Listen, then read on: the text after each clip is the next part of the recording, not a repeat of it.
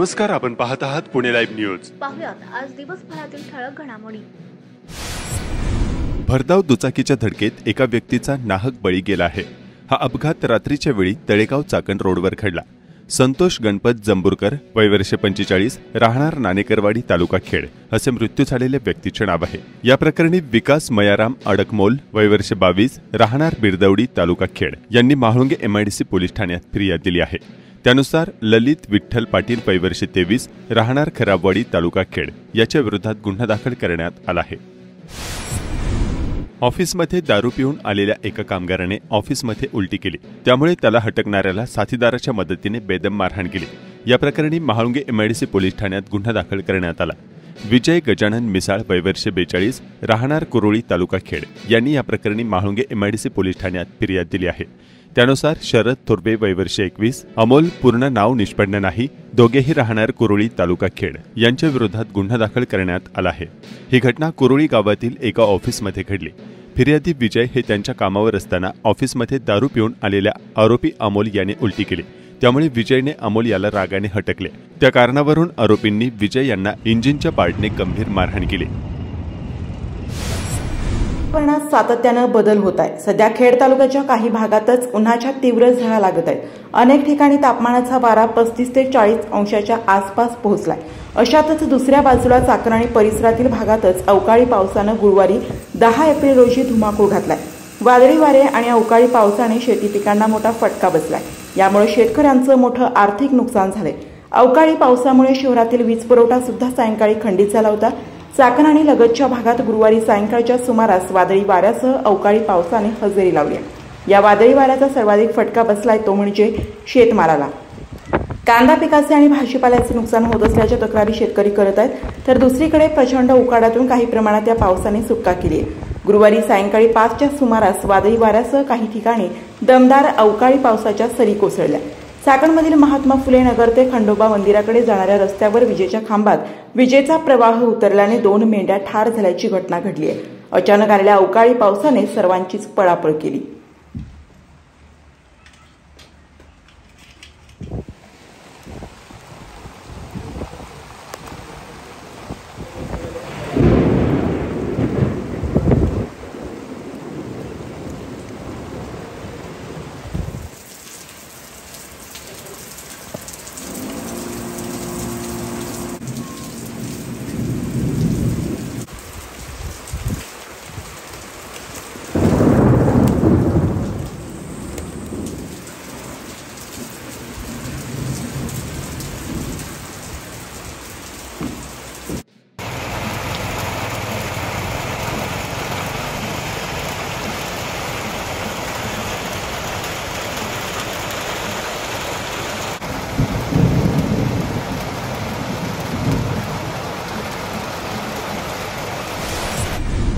पुणे नाशिक महामार्गावर तळेगाव चौक नाणेकरवाडी हद्दीमध्ये उड्डाण पुलाखाली अत्यंत भयंकर परिस्थिती निर्माण झाली असून सांडपाणी व पावसाचे पाणी साचले आहे।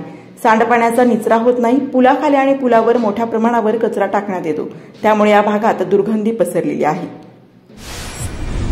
भांबोली येथे कंपनी CSR निधीतून जिल्हा परिषद प्राथमिक शाळा इमारत व सांस्कृतिक हॉल काम पूर्ण झाले आहे। वास्तविक पाहता शासन योजना असताना लोकप्रतिनिधी प्रभावी असून देखील जिल्हा परिषद शाळा CSR फंडातून करण्यात येत आहे। औद्योगिक क्षेत्र विकसित झाले नसते तर या भागात अतिशय प्रतिकूल परिस्थिती होती, मात्र आता औद्योगिक विकास झाल्याने परिस्थिती सुधारणा होत आहे। जरी गावातील सर्वच मुले जिल्हा परिषद शाळेत शिकत नसली तरी अनेक परप्रांतीय मुले चांगले शिक्षण घेत असल्याचे चित्र सर्वत्र दिसून येत आहे। तळेगाव चौक व आंबेडान चौक या ठिकाणी असलेले विद्युत पोल रोहित्र हे अद्याप देखील हलवण्यात आले नाही। विद्युत वाहिनी भूमिगत करून रोहित्र मागे सरकून घ्यावे यासाठी मागणी होऊन देखील प्रशासन त्याकडे दुर्लक्ष करत आहे। वीज वितरणाच्या नियोजन शून्य अनागोंदी कारभारामुळे चाकण आणि पंचक्रोशीतील नागरिक मागील काही काळात कमालीचे त्रस्त झाले आहेत। अचानकपणे तासनतास वीज पुरवठा खंडित होत आहे। चाकण आणि परिसरात दररोज दिवसा आणि रात्री विजेचा लपंडाव सुरू असतो। नियमितपणे सायंकाळच्या वेळी अचानकपणे वीज पुरवठा खंडित होण्याच्या प्रकारात मागील काही दिवसांमध्ये प्रचंड वाढ झाली आहे। एकीकडे उकाडा वाढत असताना सातत्याने वीज खंडित होत असल्याने नागरिक संताप व्यक्त करत आहेत। मागील काही दिवसांपासून रात्रीच्या वेळी वीज खंडित होण्याचे प्रमाण वाढले आहे।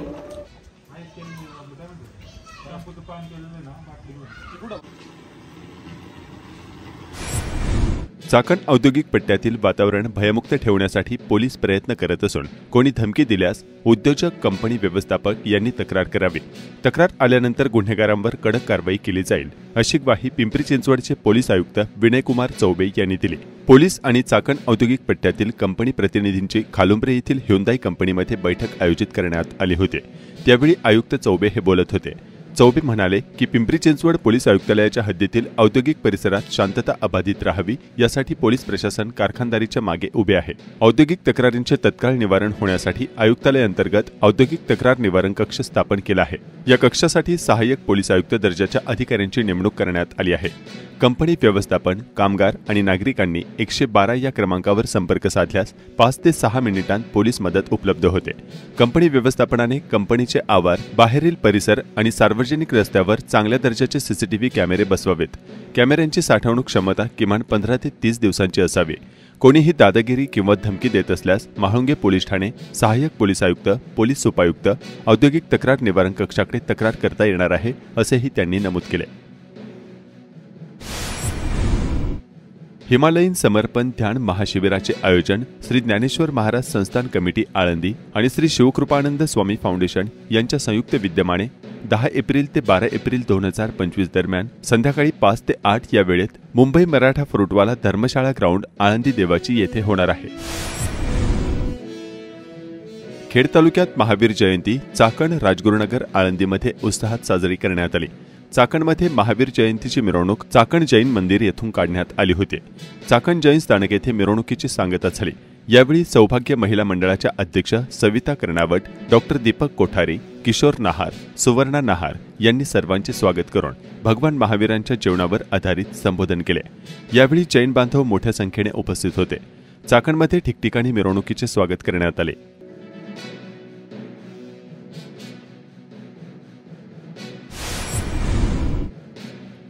मुंबई महानगरपालिकेच्या कमिशनर असिस्टंटपदी खेड तालुक्यातील बहुळ येथील हर्षदा पंडित वाडेकर यांची नियुक्ती झाली आहे. त्यांचे सर्व स्तरातून अभिनंदन होत आहे. खेड तालुक्यातील गडद गावात विठ्ठल रखुमाई मंदिर कलशारोहण तसेच विठ्ठल रखुमाई मूर्ती स्थापना कार्यक्रम उत्साहात संपन्न झाला. यावेळी गडद ग्रामस्थ व मुंबईकर मोठ्या संख्येने उपस्थित होते.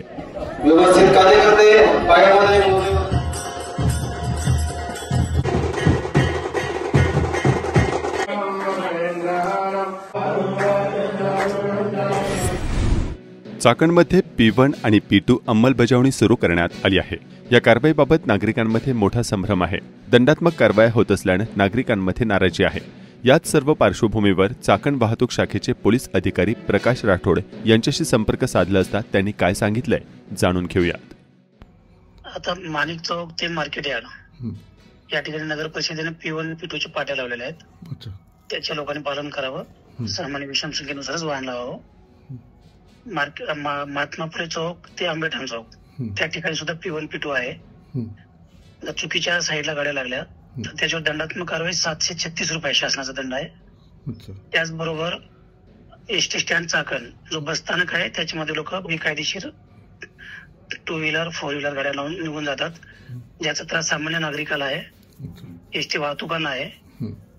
तिथे सुद्धा आपण नो पार्किंग झोन म्हणून आपण तिथे सुद्धा कारवाई सुरू केलेली आहे.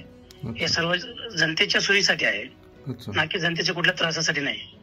जनतेने या गोष्टी समजून घ्यावं की ही जी काही शासनाची सुविधा आहेत, जे काही दंडात्मक कारवाई हे बाकी सामान्य नागरिकांसाठी आहे. काही लोक खोडसाळपणाने वाहन लावून निघून जातात, अरेरावीची भाषा वापरतात, व्यापाऱ्यांना सामान्य नागरिकाला अरेरावीची भाषा वापरतात. हे होऊ नये म्हणून आपण ही शिस्त लावतोय. हे फक्त जनतेच्या सुख सुविधेसाठी आहे. त्यामुळे चाकणकरांनी याचं सर्व या जे नियम आलेले आहेत, जे काही टोईंग करतोय आपण, जे नो पार्किंग झोन वापरतोय, हे सुविधेसाठी आहेत, जनतेसाठी आहेत, त्याचे त्यांनी सर्वांनी पालन करावं.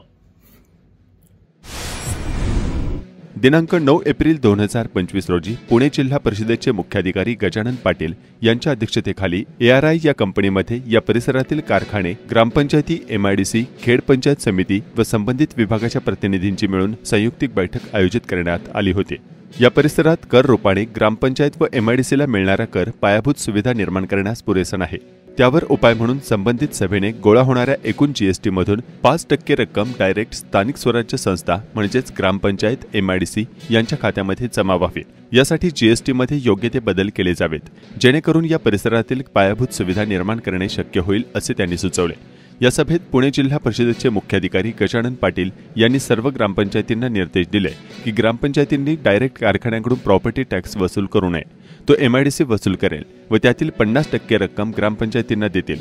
MIDCने 100% प्रॉपर्टी टॅक्स वसूल करावा, ही जबाबदारी MIDCचीच आहे, त्यात हलगर्जीपणा चालणार नाही असे सांगितले। आता मी जिल्हा परिषदेचा CEO असून सुद्धा तुम्हाला वसूल करू नका म्हणून, नाहीतर मी परस्पर घ्या म्हणून सांगितलं। पण तुम्हाला जर सिस्टम बसवायची असेल तर तुम्ही इंडिपेंडंट वसूल करायचं। पण तुम्ही जर बिल रेज केलं आणि ह्यांनी जर वसूल नाही केलं तर त्यांच्या पाणीपट्टीतून आपण पैसे काढून, पाणीपट्टी आणि त्यांचे जे काही मेंटेनन्स घेतात त्यातून आपण काढून घेऊ आपले 100%। उद्या तुम्ही बिल द्या। माझा पण अनुभव असाच आहे की काही ठिकाणी बिल वेळेत जात नाही, त्यामुळे तुम्ही त्यांना द्या, म्हणजे विषय सांगते। पण ही तुम्ही आकडेवारी बघा, खराबवाडी 55% वसूल आहे फक्त, नाणेकरवाडी 0%, आता ते तुम्ही बिलांचा गोळ म्हणताय। कुरळी 79%, म्हाळुंगे 82%, म्हणजे 20% वसूल इंडस्ट्रीमध्ये वसूल राहत नाही। का मला काही कळत नाही, तुमची तर वसुली 100% होते ना। नाही बंद असले तरी घ्यायला लागेल ना, तुम्ही घेणार नाही पाणीपट्टी, पण आमच्या तर हे घ्यायलाच लागेल, वाढली असणार नाही। पण ह्यामध्ये काही थकबाकी, हे सगळ्या नवीन कंपन्या आहेत, म्हाळुंगे सगळ्या नवीन कंपन्या, 82% असायचं काही कारण नाही। निगोजे 65%, याच्या पण नवीन कंपनी जुन्या, आता फर्स्ट फेज मधल्या काही बंद पडू शकतील असं समजा।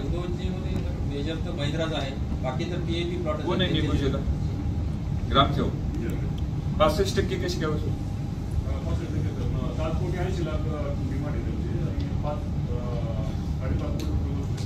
MIDC सोडून पण ऍड असेल त्याच्यात, फक्त MIDCची काढली नाही। 50% म्हणजे खूप ज्यादा अमाऊंट MIDCला देतोय। सगळ्यात इझिली वसूल होणारी गोष्ट MIDC करते, त्यामुळं वसूल तर 100% पाहिजे। त्यामुळे तुम्हाला वसूल करायचं असेल हे तुम्ही करा, म्हणजे तुमच्या CE साहेबांनी, तुमच्या AC साहेबांची, CE साहेबांनी परमिशन घेऊन तुम्ही नो ड्यू द्यायची, म्हणजे तुमच्या ह्याच्यासोबतच नो ड्यू द्यायची। म्हणजे एक भाऊसाहेबांना एक 7-8 महिने झालेत, याच्यापूर्वी जे भाऊसाहेब होते तर MIDCच्या काय अशा कंपन्या आहे की ज्या स्थापन झाल्यापासून चालू आहेत, कंपन्या बंद नाहीये, पण आहे ना ते देतच नाही। हे आम्ही यांना पत्रही दिलं, त्या कंपन्यांची नावही दिली की एवढा टॅक्स त्यांच्याकडे बाकी, आणि म्हणजे माझ्या माहितीनुसार आम्ही एकाही कंपनीचा असा डायरेक्ट टॅक्स घेतलेला नाही जोपर्यंत हा रूल जेव्हापासून चालू झालाय की 50% लक्षात आलं ताई माझ्या।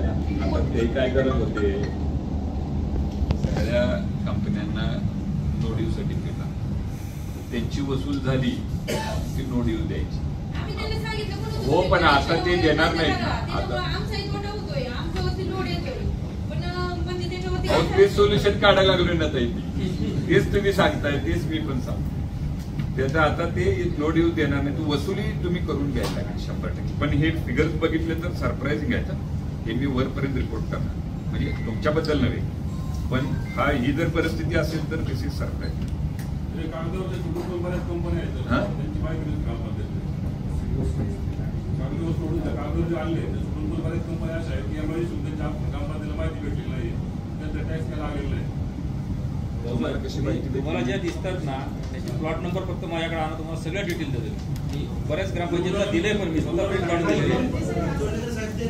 काही कंपन्या असे ज्यांना BCC नाही पण ते 7 वर्षापासून रनिंग आहेत, अशा पण आहेत। ते पण घेऊन माझ्याकडे नंबर द्या तुम्ही, कधी एक दिवस सगळी लिस्ट घेऊन या। डेटा आहे सर, पण त्यांच्याकडे ज्यांनी BCC घेतली नाही पण प्रोडक्शन मध्ये आहे त्यांचं तुम्ही बाकीचं हे वसूल करता, प्लॉट काढून घ्यायची कारवाई करतो ना सर। 7-7 वर्ष ठेवत नाही तर तुम्ही टॅक्स बाकीचं वसूल करताय। प्लॉट काढून घ्यायचा हा विषय वेगळा. कारण आमचा विषय आता प्लॉट काढून घ्यायचा नाही. नक्कीच लिस्ट द्या तुम्ही ते पण काढता येईल. नाही, तुम्हाला आता तेवढं एक करायला लागेल. तुम्ही एक काम करा ना, तुम्ही एक प्रत्येक ह्याचे वाईज लिस्ट काढून देऊन टाका ना. प्लॉट नंबर वगैरे तुमच्याकडे सगळं असेल ना. 3-3.5 नाही 3-3.5 MIDC मध्ये कधीतरी एक्सरसाइज करावंच लागेल. तुम्ही पाहिजे तर ह्यांना पण घ्या ना, सगळे एकत्रित बसवा. नाही, आम्ही सोबत बऱ्याच वेळा बसून काढतो, त्यांना विचारत नाही. एक झालं, बाकीच्या ग्रामपंचायत ज्यांच्या राहिले तेवढे काढून द्या. नाही वसूल मात्र वसूल 46 कोटी रुपये आहे. धुळ्याच्या जिल्हा परिषदचा सेस आहे 8 कोटी रुपये, नंदुरबार 12 कोटी रुपये आणि आमची एक ग्रामपंचायत 46 कोटीची. हे रेकॉर्डिंग बाहेर काढू नका. सुनीता कैलास सरपंच निगोजे. तर निगोजे गावामध्ये आज जर आपण बघितलं तर चाकण हब आणि निगोजामध्ये जागतिक लेवलच्या कंपन्या आहेत. मर्चंट्स बेंच झालं, VW झालं, महिंद्रा झालं, या कंपन्या आहेत. पण सुविधा त्या प्रमाणात नाही. आज गावची परिस्थिती अशी आहे की पूर्वी ज्यावेळेस MIDC आली त्यावेळेस गावची लोकसंख्या 5,000 होती, पण आज गावची लोकसंख्या 1 लाख प्लस झालेली आहे, पण सुविधा त्या प्रमाणात वाढलेल्या नाहीये. झाले असं की आम्हाला 10 वर्षापूर्वी 12 वर्षापूर्वी MIDCने 6 लाख लिटर पाणी दिलं होतं. त्यावेळेस आमच्या गावची लोकसंख्या 5,000 होती आणि आज ती 1 लाख प्लस होत चाललेली आहे, पण पाण्याचा स्रोत वाढलेला नाही. जे नैसर्गिक स्रोत होते ते खराब झाले. जे इंडस्ट्रीमध्ये जे पाणी आहे त्याच्या यानी म्हणजे केमिकलच्या यानी खराब झाले, ते वापरायोग्य नाहीये. आमचा जो जुना स्रोत होता पूर्वी आम्ही म्हणजे MIDCच्या पूर्वी आम्ही निगोजा मधून जी इंद्रायणी गेली आहे ती इंद्रायणीचं पाणी वापरायचो. त्यावेळेस पाणी ते पिण्याजोगं होतं, वापरण्याजोगं होतं. पण आज तो स्रोत आम्ही वापरू शकत नाही. पण त्याच्यावरती जर फिल्टर प्लांट बसवायचं म्हटलं तर गावठाण शिल्लक नाहीये आणि गावठाणात नदीच्या तिकडनं पाणी आणणं शक्य नाहीये. तर आमची सर्वात मोठी समस्या पाण्याची आहे. तर ती पाण्याची समस्या सोडवण्यासाठी आम्ही वारंवार ठराव दिलेले आहेत की MIDCने आम्हाला फिल्टर प्लांट साठी काही जागा उपलब्ध करून द्याव्या. त्याच्यासाठी आम्ही म्हणजे त्या फेजमध्ये जे प्लॉट आहे त्याची माहिती दिलेली आहे, ते आम्ही ठराव दिलेले आहेत. पण त्याच्यावरती काही पुढचा पर्याय निघत नाहीये. दुसरी कचऱ्याची समस्या. आज 50% तर MIDCला जातो, पण त्याच्यामधून कचऱ्याचं काय होतंय? कचरा MIDCतले लोक म्हणजे इंडस्ट्रीतले लोक काय करतात की त्याच्या चहावाले असेल, त्यांचे कॅन्टीनवाले असेल, यांच्याकडे बॅगा भरून देतात आणि त्या बॅगा सर्रास रस्त्यावरती टाकल्या जातात. ग्रामपंचायत जो 50% फंड येतो त्याच्यातून कसा तरी मार्ग काढत आम्ही घरोघरी जाऊन कचरा उचलतो. पण इंडस्ट्रीचा जो कचरा आहे तो कचरा सर्रास रस्त्यावरती फेकला जातो. आज जरी साहेबांनी येताना जरी इकडे तिकडे म्हणजे गाडीतून जरी पाहिलं तर सगळीकडे कचऱ्याचे ढीग लागलेले. दुसरी गोष्ट म्हणजे चौडेकर साहेबांना माहिती आहे आज निगोजामध्ये जो याचा प्रश्न आहे ट्रॅफिकचा, जर संध्याकाळी 5च्या नंतर तुम्हाला जर एखादा इमर्जन्सी माणूस गावठाणातून काढायचं म्हटलं तर तो निघू शकत नाही, 2 व्हीलर सुद्धा जात नाही. काय झाले, महिंद्रा हब ते 8 नंबर गेट महिंद्रा हा जो प्रलंबित प्रश्न आहे रस्त्याचा तो मार्गी लागणं खूप गरजेचं आहे. जे कंटेनर लागतात त्या कंटेनरचं त्या लोकांना संबंधित लोकांना जागा घेऊन ते पार्किंग करणं गरजेचं आहे, ते होत नाहीये. आज 1 जानेवारी रोजी आपल्या महानगर पोलीस स्टेशनचे PI त्यांचं ऍक्सिडेंट झाला महिंद्रा समोर, ते जागीच गेले. सकाळी 7ची घटना आहे. पण आपलं एवढं मोठं हब असून एवढं जागतिक लेवलच्या कंपन्या इथं असून आपल्याकडे एखादं मोठं मल्टीस्पेशालिस्ट हॉस्पिटल नाहीये जेणेकरून त्यांचा जीव वाचला असता. आता ही घटना 1 जानेवारीला झाली, सकाळी झाली म्हणून लक्षात राहण्याजोगी असे कित्येक ऍक्सिडेंट होतात. तर त्याच्यासाठी मल्टीस्पेशालिस्ट हॉस्पिटल उपलब्ध होणं ही खूप काळाची गरज आहे. ते इकडे एकही हॉस्पिटल असं उपलब्ध नाहीये. त्याच्यानंतर ड्रेनेजची समस्या. ड्रेनेजच्या इतक्या मोठ्या प्रमाणात लोकसंख्या वाढलेली आहे. आता ग्रामपंचायत त्यांच्या तुटपुंज्या याच्यातून करतीये, ड्रेनेज करतीये. पण काय होतंय आता निगोजासारखे किंवा कुठलंही गाव घ्या MIDCचं, 4ही बाजूनी MIDCच्या कंपन्या आहेत. तर तुम्ही ड्रेनेजचे लाईनिंग करताना कुठं ना कुठं टच होतच आहे. तर मग आता आम्ही 1-2 कामं केली तर त्याच्यामध्ये ना MIDCच्या क्षेत्रातून गेलं की MIDC त्याच्यात हे करते की तुम्ही आमच्या क्षेत्रातून घ्यायचं नाही तर त्यांचा टॅक्स भरा. कसं होणार आहे, कशी करणार आहे ग्रामपंचायत? तुम्ही 50% निधी घेताय आणि आम्ही राहिलेल्या निधीतून करतोय आणि तुमच्याही याचं करतोय, जेणेकरून MIDCला ड्रेनेज हेच नाहीये, संकल्पनाच नाहीये. आणि जे तुम्ही परतावण्याचे प्लॉट दिले ती लोकांनी श्वास खड्डे घेतलेले नाहीये, मग त्याच्यावरती एमआयडीसी काही ऍक्शन घेत नाहीये. ते सर्रास उघड्यावरती पाणी सोडताय. शेतकरी आहे त्याला तो अडचण होती ना, त्यांच्या शेजारचे प्लॉट आहेत त्याच्यामध्ये ते पाणी येतंय. मग आता काही शेतकऱ्यांनी त्यांच्यात वाद घालत बसायचं का? मग एमआयडीसी याच्यावरती काहीतरी ठोस निर्णय घेतला पाहिजे ना. दुसरी गोष्ट म्हणजे गावठाण फसवून कित्येक अंतरावरती आता नवीन लोक वस्त्या तयार झाले, पण तिकडे गावठाण नाहीये. तिथं आता शासनाचं धोरण काय, प्रत्येक मुलं शिकलं पाहिजे, पण आता तिथं जर जागाच उपलब्ध नाहीये तर कशा शाळेचं हे करणार आहे? तुम्हाला जर साधी अंगणवाडी काढायची म्हटलं तर 10x10च्या रूम मध्ये करणार आहे का? आज लोक काय म्हणतात, काही ठिकाणी मी म्हणजे चर्चा करून बघितली तर ते म्हणतात तुम्ही भाडे तत्वावरती चालू करा. कसे करणार आहे भाडे तत्वावरती? 10x10च्या रूम मध्ये किती मुलं बसवणार आहे तुम्ही? मग त्याच्यासाठी आम्हाला जागा उपलब्ध करून द्या ना. जे एमआयडीसीचे ओपन प्लॉट आहेत ना, तसेच शेतकऱ्यांच्याही समस्या आहेत. पूर्वी काय झालं, ज्यावेळेस नियोजनासारख्या याच्यामध्ये सुरुवातीला डेव्हलपमेंट झाली त्यावेळेस एवढी काय आयडिया नव्हती सर शेतकऱ्यांना. त्याच्यामुळे रस्ते लोकांनी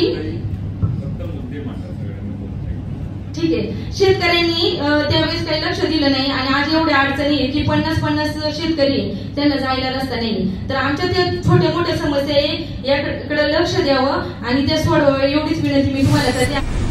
श्री ज्ञानेश्वर महाराज संस्थान कमिटी व आळंदी ग्रामस्थांच्या वतीने श्री संत ज्ञानेश्वर महाराजांच्या 750व्या जन्मोत्सवाचे सप्तशतकोत्तर सुवर्ण महोत्सव आयोजन करण्यात आले आहे. यानिमित्त 3 ते 10 मे दरम्यान ज्ञानेश्वरी पारायण सोहळ्याचे आयोजन करण्यात आले आहे. विशेष म्हणजे या सोहळ्यासाठी प्रमुख पाहुणे म्हणून पंतप्रधान नरेंद्र मोदी आणि उत्तर प्रदेशचे मुख्यमंत्री योगी आदित्यनाथ यांना निमंत्रण पाठवण्यात आले आहे.